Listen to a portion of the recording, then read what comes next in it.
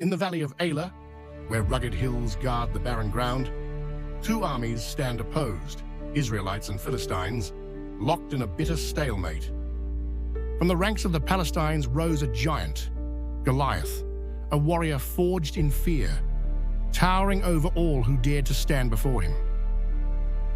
At the sight of Goliath, the Israelites turned and ran, fear driving them from the field. The ground was littered with the fallen, proof of Goliath's wrath and power. The heart of the Israelites was crushed. Terror gripped the Israelite camp, every tent silent, every warrior afraid to face the giant. They would need a hero to step up. In the stillness of his tent, King Saul of the Israelites pondered with weary eyes, desperate for a hero to rise from among the fearful. King Saul may find his answer in a weak and tired shepherd named David. Exhausted and scorched by the unforgiving sun, David collapsed, trying to flee the war he never asked to fight. As David fades into unconsciousness, the weight of destiny begins to stir. Soon, he will realize the courage that he must find. David, it is I, God. Rise, for I have chosen you, not for your strength, but for your heart.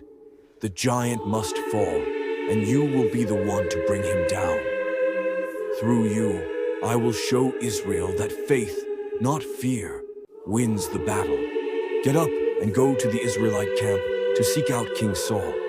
As you walk, you will know the weapon meant for you, for I will guide your hand.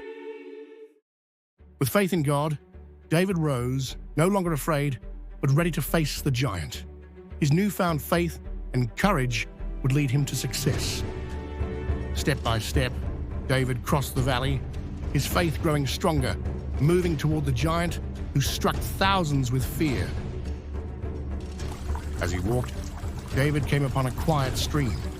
There, beneath the surface, he saw it. A smooth stone, simple and small. The weapon God had promised. With this weapon, David sensed victory, not through strength, but through faith. With the stone in hand, David pressed on, knowing he was approaching possible death. Yet his faith burned brighter than fear. From the cliff's edge, David looked down upon the camp, tents scattered, soldiers weary, and a silence heavy with fear. David walked through the camp, steady and focused. Then, from amidst the murmurs and clatter, came a voice that cut through it all, calling his name. Warrior David, God has called you to me. Before you go and face Goliath, take this armor, so that victory will be ours for all Israelites.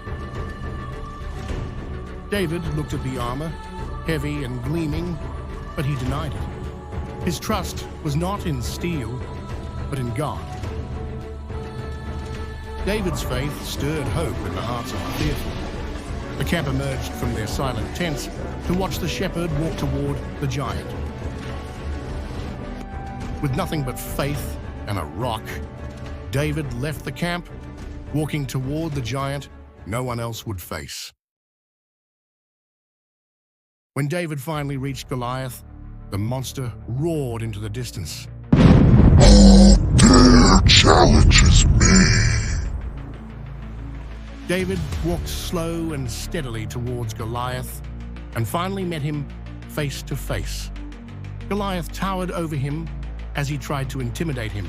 Brave soldier, you have made a grave mistake stepping to me.